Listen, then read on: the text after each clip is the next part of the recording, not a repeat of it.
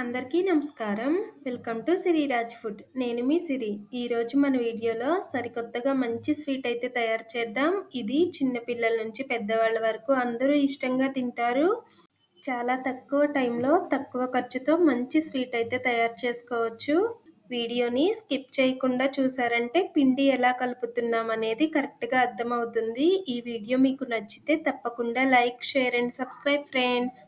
దీనికోసం ముందుగా ఒక కప్పు మైదా పిండి కానీ గోధుమ పిండి కానీ జల్లించుకోవాలి. అప్పటికప్పుడే జల్లించామంటే పిండి అనేది జల్జల్లాడుతూ మంచిగా ఉంటుంది.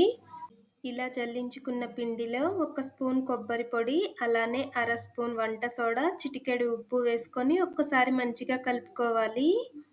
వంట సోడా లేదు అంటే ఒక అర స్పూన్ బేకింగ్ పౌడర్ వేసినా సరిపోతుంది. మనం ఇందులో చిటికెడు ఉప్పు వేసాం కదా, ఉప్పు వేయడం వలన స్వీట్ టేస్ట్ అనేది చాలా బాగుంటుంది. స్వీట్ ఎక్కువ కాకుండా బ్యాలెన్సింగ్గా ఉంటుంది. ఇలా కలుపుకున్న పిండిని పక్కన పెట్టేసి గ్యాస్ మీద కళాయి పెట్టుకొని ఏ కప్పుతో అయితే పిండి తీసుకున్నామో అదే కప్పుతో ఒక కప్పు నీళ్లు పోసి ఒక స్పూన్ నెయ్యి వేసుకొని నీటిని ఒక్కసారి తెరిలే వరకు మరిగించుకోవాలి. ఇప్పుడు నీళ్ళైతే మరుగుతున్నాయి కదా, ఇలా మరుగుతున్నాయి అనుకున్నప్పుడు మనం ముందు కలిపి పెట్టుకున్న పిండిని ఈ నీటిలో వేసి ఉండలేమి కట్టకుండా కలుపుకోవాలి. ఇందులో కొబ్బరి పొడి వేసాం కాబట్టి ఎక్కువ ఉండలేమి కట్టవు. పిండి అనేది తొందరగానే దగ్గరకు వచ్చేస్తుంది అనమాట. ఇలా దగ్గరికి వచ్చింది అనుకున్నప్పుడు గ్యాస్ ఆఫ్ చేసి మూత పెట్టి పక్కన పెట్టేద్దాం. గ్యాస్ మీద కళాయి పెట్టుకొని ఏ కప్పుతో అయితే పిండి తీసుకున్నామో అదే కప్పుతో ఒక కప్పు పంచదార, 2 కప్పుల నీళ్లు పోసుకొని పంచదారని గులాబ్ జామున్ పాకంలాగా కరిగించుకోవాలి. పంచదారకి బదులుగా బెల్లమైన వాడొచ్చు. బెల్లమైన అంతే. ఒక కప్పు బెల్లం తురుము, 2 కప్పుల నీళ్లు పోసి లేత పాకం వస్తే సరిపోతుంది. ఇక్కడ పంచదార అయితే కరిగిపోయింది కదా, దించి పక్కన పెట్టేద్దాం. మనం ముందు వేడి నీటిలో వేసి కలుపుకున్న పిండి అయితే కొంచెం చల్లారింది. ఈ పిండిని కలుపుకోవడానికి వీలుగా ఉండే ప్లేట్లో వేసుకొని పైనే స్మూత్గా చపాతీ పిండిలాగా కలుపుకోవాలి. చూస్తే తెలుస్తుంది కదా, పిండి అనేది చక్కగా స్మూత్గా అయిపోయింది. మరిగే నీటిలో వేసి కలపడం వలన పిండి అనేది ఇలా సాఫ్ట్గా కుల్లగా అవుతుంది. ఇలా అయిన పిండిని ఒక పెద్ద చపాతీలా మందంగా ఒత్తుకొని మన వీడియోలో చూపించిన విధంగా కట్ చేసుకోవాలి.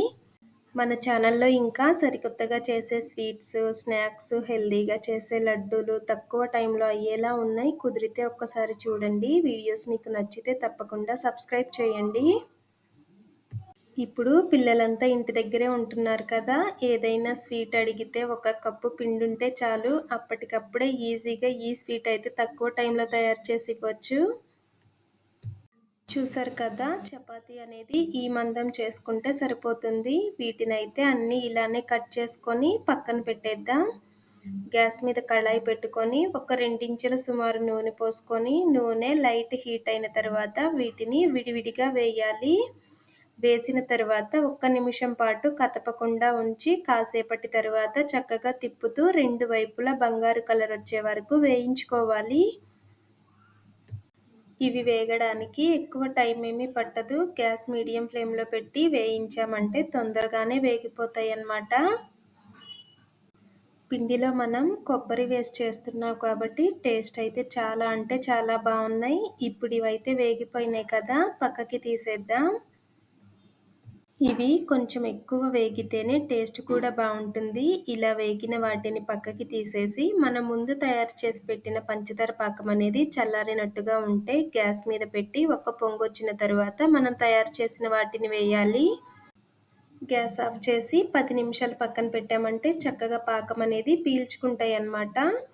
టేస్ట్ అయితే ఇవి చాలా అంటే చాలా బాగున్నాయి. ఒక్కసారి తక్కువ టైంలో ఈ స్వీట్ని తయారు చేసి చూడండి.